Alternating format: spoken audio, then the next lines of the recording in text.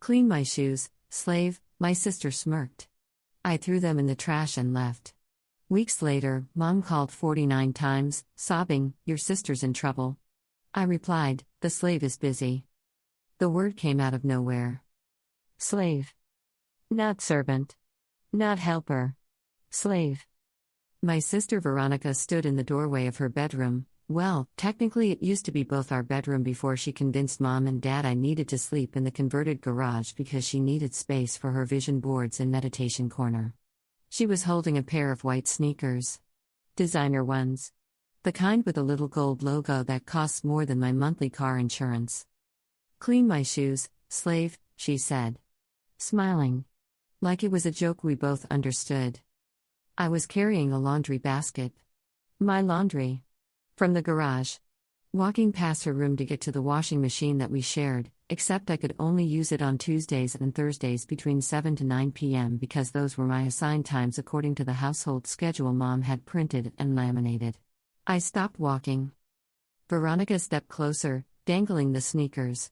"They got dirty at brunch. There's, like, a scuff on the side? Be a good little slave and make them pretty again." She was 24. I was 27. I'm Nadia.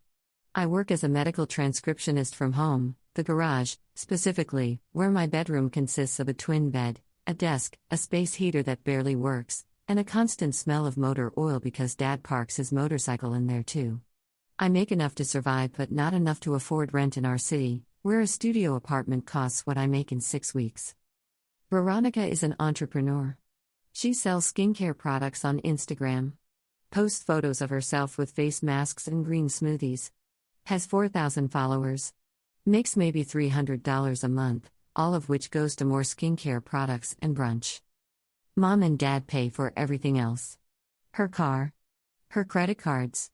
Her trips to Nashville and Austin and wherever Instagram influencers go to take photos of themselves holding coffee cups. I pay rent. $200 a month to sleep in the garage. Did you hear me? Veronica waved the shoes. Slave. Shoes. Now. Something in my brain clicked off. I set down the laundry basket. Walked over. Took the shoes from her hand. She smiled. That's better. There's shoe cleaner under the bathroom sink. I walked to the kitchen. Opened the trash can. Dropped both shoes in. Watched them land on top of coffee grounds and banana peels.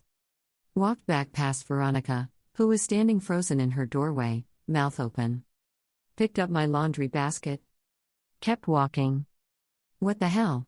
She screamed behind me. Those were $400. I didn't turn around. Went to the washing machine. Started loading clothes. She came running. You psycho. You threw away my shoes. Slaves don't clean shoes, I said, not looking at her. Slaves get freed or they rebel. I chose rebel. Mom. Boom. Our mother appeared within 30 seconds, record time. She'd been in the living room watching her cooking show. What's all this screaming? She threw away my shoes. My brand new shoes. Mom looked at me. Nadia. Is this true? Yes. Why would you do that?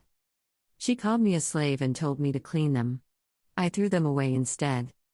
Mom's face did this thing where she wanted to be mad but also didn't want to admit her precious Veronica had said something horrible. Well, I'm sure she didn't mean it that way. She meant it exactly that way. Don't be dramatic. Go get those shoes out of the trash and apologize. No. Mom blinked. Excuse me? I said no. I'm not apologizing. I'm not getting the shoes. And I'm not cleaning them. Veronica was crying now. Real tears. I can't believe you. Those were limited edition. Then you shouldn't have asked a slave to touch them. Might have gotten contaminated. Mom's face went red. That is enough. You're being disrespectful. I'm being accurate. Go to your room. The garage? She flinched. Barely. But I saw it. Yes. The garage. Go. I picked up my laundry basket, still not washed, but whatever. Walked past both of them. Veronica was fishing her shoes out of the trash, sobbing. Mom was rubbing her back and glaring at me. I went to the garage. Sat on my twin bed, stared at the water-stained ceiling, and started planning. Update 1. I didn't come out of the garage for 3 days. Worked my transcription job. Ordered delivery food, pizza, Chinese, whatever. Had it drop at the side gate so I didn't have to go through the house. Used the bathroom at 3 a.m. when everyone was asleep. Day 4, Dad knocked. Nadia? Can we talk? I opened the door. He looked uncomfortable. Dad always looked uncomfortable during emotional family moments. He was a civil engineer. Good with bridges. Bad with feelings. Your mother says you've been holed up out here. This is where I live. Right. Yes. But you haven't joined us for meals. Didn't know slaves were invited to the family table. His face tightened. That's your sister explained. She said it was a joke. A bad joke. She's very sorry. She told you she was sorry, or you're telling me she's sorry?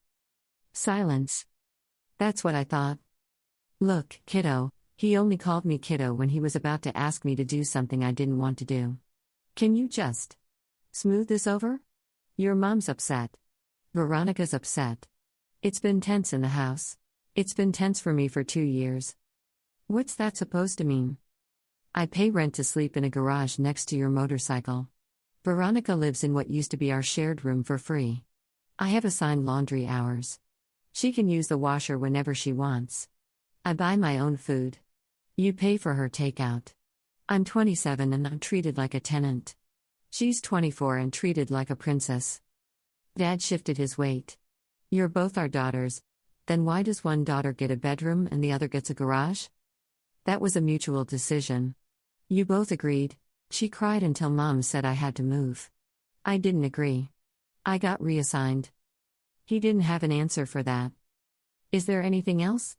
I asked. Just think about apologizing. For the shoes. No. Nadia, Dad, she called me a slave. Not jokingly. Not in a we are sisters and we tease each other way. She looked me in the eye and called me a slave and told me to clean her shoes. And when I didn't, everyone got mad at me. So no. I'm not apologizing. I'm not smoothing anything over. I'm done. I closed the door. Heard him stand there for a minute. Then walk away. 2 weeks went by. I stayed in the garage. Worked. Ordered food. Avoided everyone. Then Mom started texting. We need to talk. Veronica wants to apologize. Family dinner Sunday. Be there. I didn't respond to any of them. Sunday came. I didn't go to dinner. Monday morning, Mom came to the garage. Didn't knock. Just opened the door. That was incredibly rude. I looked up from my laptop. You're in my space without knocking. Who's rude? Don't start.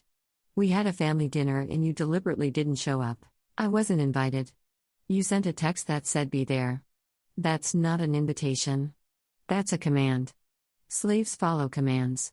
I'm not a slave. Her face went red. You're really going to keep throwing that word around? Your daughter said it first. It was a joke. Jokes are funny. That wasn't funny. You're tearing this family apart. I'm sitting in a garage. She opened her mouth. Closed it. Opened it again. What do you want? An apology? Fine. Veronica apologizes. There.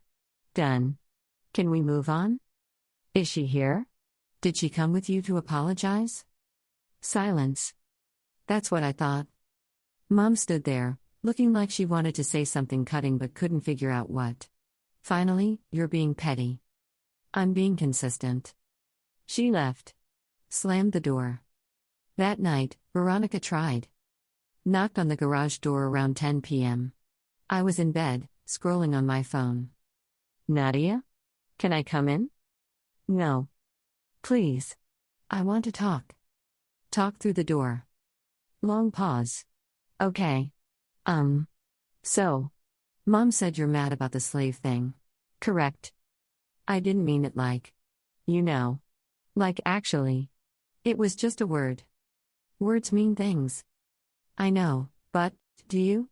Because you used that specific word. Not hey sis, can you help? Not would you mind? You said clean my shoes, slave. Like I was beneath you. Like I exist to serve you. That's not what I meant. Then what did you mean? Silence. Veronica, I sleep in a garage. You have a bedroom. I pay rent. You don't. I buy my own food. Mom and Dad buy yours. I have laundry hours. You do laundry whenever you want. I work full-time. You post on Instagram. And then you looked at me, called me a slave, and told me to clean your shoes. So explain to me what you meant. More silence. I didn't think it was that serious. That's the problem. You didn't think. Because thinking would require seeing me as a person. And you don't. That's not fair. Neither is living in a garage while you get a bedroom with a meditation corner. I heard her crying. Soft sniffles. Then footsteps walking away. Good. Final update. 3 weeks later, my phone started ringing. Mom.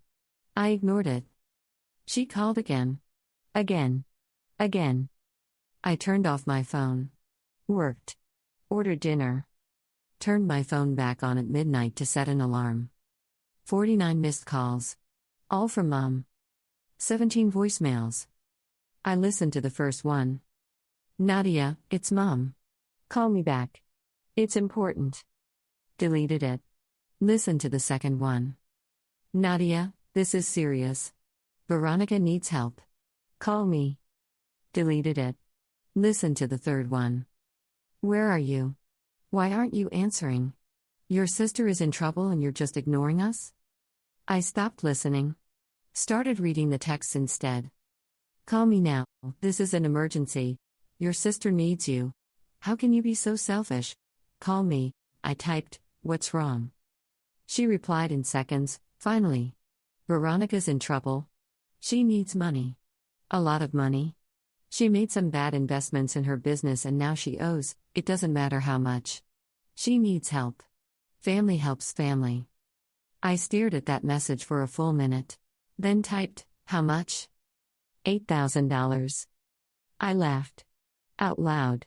Alone in my garage. Typed back, no. My phone rang immediately. I answered. What do you mean no? Mom was screaming. Actually screaming. I mean no. I'm not giving Veronica $8,000. She's your sister. She's an adult who made bad choices. She needs help. Then help her. You and Dad. You pay for everything else. We can't. We don't have that kind of money right now. Your father's, it's complicated. We need you to help. I sleep in a garage, Mom. That's not the point, it's exactly the point. You have a daughter who lives rent-free in a bedroom with a meditation corner, and a daughter who pays rent to sleep next to a motorcycle. And now you want the garage daughter to give $8,000 to the bedroom daughter? You're being cruel. I'm being accurate. She made a mistake, and she can fix it herself. Nadia, please, her voice cracked. She was crying now. Please. She's in real trouble. They're threatening to sue her. She could lose everything. What everything? She doesn't own anything. You own everything? Her car is in your name. Her credit cards are yours. What exactly will she lose? Silence except for crying. If she needs money, she can get a job. A real job. Not Instagram. How can you be so heartless? How can you ask someone who pays rent to live in your garage for $8,000 and call them heartless? I hung up. Turned off my phone again. The next morning, I woke up to pounding on the garage door. Dad. Nadia. Open up. I didn't move. More pounding? I know you're in there. We need to talk. I stayed in bed.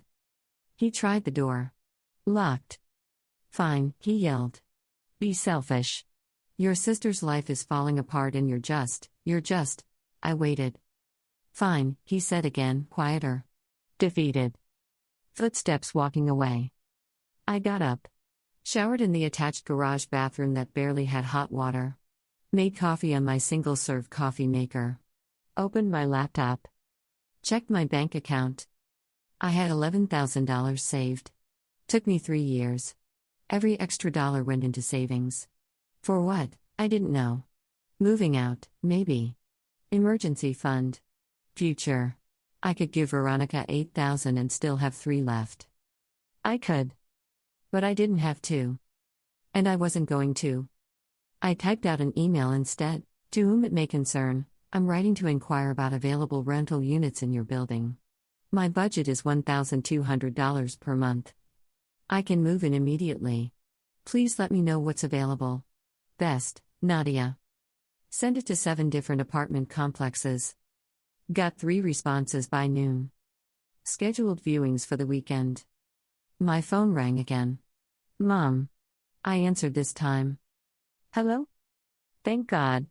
Listen, I talked to your father. We can help with part of it, but we need you to cover $5,000. Can you do 5? Please. No. Nadia, I'm moving out. I'm looking at apartments this weekend. Dead silence. What? I said I'm moving out. I've saved enough for first month, last month, and deposit. I'll be gone by the end of the month. You can't, where will you? This is because of Veronica. This is because I'm 27 and I sleep in a garage. We gave you a place to live. You gave me a garage. There's a difference. You're abandoning your family over money? I'm leaving a place where I'm called a slave and expected to finance my sister's mistakes. She needs you, the slave is busy. I hung up. Turned off my phone. Went to my laptop and kept looking at apartments. Found one I liked. A studio. Small but clean. My own bathroom. My own kitchen. No motorcycle smell. No laminated laundry schedule. Put down a deposit that afternoon. Move-in date, 2 weeks. I didn't tell my family. Didn't announce it. Just started packing my stuff into boxes quietly. I didn't have much: clothes, laptop, a few books. Everything fit in my car. The night before I planned to leave, Veronica came to the garage. It was late, past midnight. I heard her footsteps, then a quiet knock. Nadia? You awake? I was. Sitting on my bed, taping up the last box. But I didn't answer. I know you're awake. I can see the light under the door. Silence. Fine. I'll just talk. She sat down outside the door. I could hear her shifting against it. Mom told me you're refusing to help. With the money. I kept taping the box. I don't understand why you hate me so much. That made me stop. Put down the tape. Walked to the door. Didn't open it. You think this is about hate? Well, yeah. You threw away my shoes. You won't talk to me. You won't help me when I'm literally in trouble. You called me a slave. Pause. I apologized for that. No. Mom said you apologized. You never actually said it to me. I tried. You wouldn't let me in. You could have said it through the door. Like you're doing now. But you didn't apologize. You made excuses. I heard her shift again. Sniffle. Okay. Fine. I'm sorry. Really, truly sorry. Is that better? Do you even know what you're apologizing for? For calling you. That word. Why did you use it? Long pause. I don't know. It just came out. Words don't just come out, Veronica. You thought it. You thought of me as someone who should clean your shoes because you told me to. Like I exist to serve you. That's exactly it. You didn't ask Mom. You didn't ask Dad. You saw me walking by with laundry and thought, oh, there's someone I can order around. And when I didn't do it, when I threw your shoes away instead, everyone got mad at me. Not you. Me. Silence. I live in a garage, I continued. You live in what used to be our shared bedroom. I pay rent. You don't. I have assigned times to use the washing machine. You do laundry whenever you want. I buy my own food. Mom and Dad buy yours. And then you called me a slave. And nobody thought that was connected. Nobody thought, hey, maybe we've been treating Nadia like she's less than Veronica for so long that Veronica actually believes it. I don't believe that. You said it out loud. More silence. Then crying. I'm in real trouble, Nadia. Like, legal trouble. The company I invested in, they were a scam. They took my money and a bunch of other people's money, and now lawyers are involved and I'm being sued and I don't know what to do, and mom and dad can't help, and you're the only one who what? Has money? Because I work? Because I saved instead of spending on brunch and skincare? You make it sound like I'm some lazy. You're 24 and you've never paid rent. Never paid a bill. Never worked a job that didn't involve posting selfies. And now you need $8,000 and you're mad at me for not giving it to you? You're my sister. And you called me a slave. Oh my God, are you ever going to let that go? I laughed. Cold and sharp. Let it go. Sure. I'll let it go the same way you let go of the bedroom when we were supposed to share it. The same way you let go of using the washer whenever you want. The same way you let go of mom and dad paying for everything while I pay rent to sleep next to a motorcycle. I'll let it go exactly the same way. You're so bitter, I'm so done. I heard her stand up. Fine. Don't help me. When everything falls apart and I lose everything, just remember you could have helped and you chose not to. You won't lose everything. You don't own anything. Mom and dad own everything. Your car, your credit cards, your life. The only thing you'll lose is the illusion that you're independent. Screw you. Good night, Veronica. Her footsteps stomped away. I heard the house door slam. I went back to packing. The next morning, I left at 6 a.m. before anyone woke up. Carried my boxes to my car one at a time. The garage door creaked when I opened it, always did. I half expected someone to hear and come investigate, but nobody did. I made 3 trips. Car loaded. I stood in the empty garage for a minute, looking at the space where my bed used to be. The oil stain on the floor. The water damage on the ceiling. The space heater in the corner that barely worked. 2 years of my life in this space. I left a note on the garage workbench. Rent paid through the end of the month. After that, the garage is all yours. Don't worry about the slave, she freed herself. Drove away. Didn't look back. The apartment complex was 20 minutes across town. I'd signed the lease 3 days earlier, first month, last month, security deposit. Almost wiped out my savings, but I didn't care. Studio apartment. 4th floor. Window facing east so I get morning light. Small kitchen. Bathroom with a shower that had actual water pressure.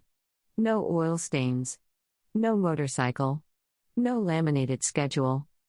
I spent the first day arranging furniture. Didn't have much, a bed, a desk, a small couch I'd bought on Craigslist. Set up my workspace by the window. Hung up my clothes in the tiny closet. Put my books on a shelf. My phone was still off. By evening, the place looked lived in. Small but mine. All mine. I ordered pizza. Sat on my couch. Turned on my phone. 63 missed calls. Dozens of texts. Voicemails I didn't listen to. One text from Veronica, I can't believe you abandoned me. I blocked her number. One text from Dad, very disappointed in you. I blocked his too. One text from Mom, you'll regret this. I stared at that one for a while. Then typed back, the only thing I regret is not leaving sooner. Blocked her. The silence was immediate. No more buzzing. No more notifications. Just quiet. I ate my pizza. Watched TV. Went to bed in my actual bedroom. Slept better than I had in 2 years. The day I moved out, I left a note on the garage workbench. Rent paid through the end of the month. After that, the garage is all yours. Don't worry about the slave, she freed herself. I drove away at 6 a.m., before anyone woke up. Moved into my studio. Set up my desk by the window. Made my bed, a real bed, not a twin crammed next to tools. My phone stayed off for 2 days. When I finally turned it on, 63 missed calls. Dozens of texts. Voicemails I didn't listen to. One text from Veronica, I can't believe you abandoned me. I blocked her number. One text from Dad, very disappointed in you. I blocked his too. One text from Mom, you'll regret this. I stared at that one for a while. Then typed back, The only thing I regret is not leaving sooner. Blocked her. 6 months later, I got a friend request on Facebook from Veronica. Ignored it. A month after that, she created a new Instagram account and followed me. I blocked it. She tried email next. Can we please just talk? I'm sorry about everything. I've been going to therapy and working on myself, and I realize now how I treated you was wrong. Please give me a chance to make it right. I didn't respond. Marked it as spam. Around the 8-month mark, I ran into Dad at the grocery store. Pure coincidence, I'd moved to a different part of town specifically to avoid this. But there he was, in the produce section, holding a bag of apples. He saw me. Froze. I kept walking. Nadia. Wait. I stopped. Turned around. What? He walked over, looking smaller than I remembered. Older. How are you? Fine. Your mother's been. It's been hard. She misses you. Okay. Veronica settled her legal trouble. Took out a loan, paid it off. She's working now. Retail. At the mall. Good for her. She asks about you. She knows where to find me. I haven't moved. Dad shifted the apple bag from one hand to the other. Can you? Would you consider coming to dinner? Just once. To talk. No. Nadia. Dad, I paid rent for 2 years to sleep in a garage. Veronica called me a slave. Mom asked me for $8,000 and called me selfish when I said no. Why would I come to dinner? Because we're family. Family doesn't charge one daughter rent while the other lives free. Family doesn't let one daughter call the other a slave. Family doesn't demand money and then get angry when you don't hand it over. His face reddened. We made mistakes. You made choices. There's a difference. Everyone deserves forgiveness. Everyone deserves to be treated like a person. I wasn't. So I left. That's not unforgiveness. That's self-preservation. I walked away. Left him standing there holding his apples. My hands were shaking by the time I got to my car, but not from sadness. From anger that I'd held in for so long it had fossilized into something cold and hard. I drove home. Made dinner. Ate it in silence in my small apartment where nobody called me names or asked me for money or made me feel like I was taking up space I hadn't earned. A year later, I got a message from Mom through a mutual relative. Can we talk? Family should forgive. I didn't respond. The relative texted me directly, your mom's really torn up. Veronica's been struggling. Your dad's not doing well health-wise. They want you back in their lives. I typed, they want me back, or they need something from me? That's harsh. That's honest. You're going to regret cutting them off.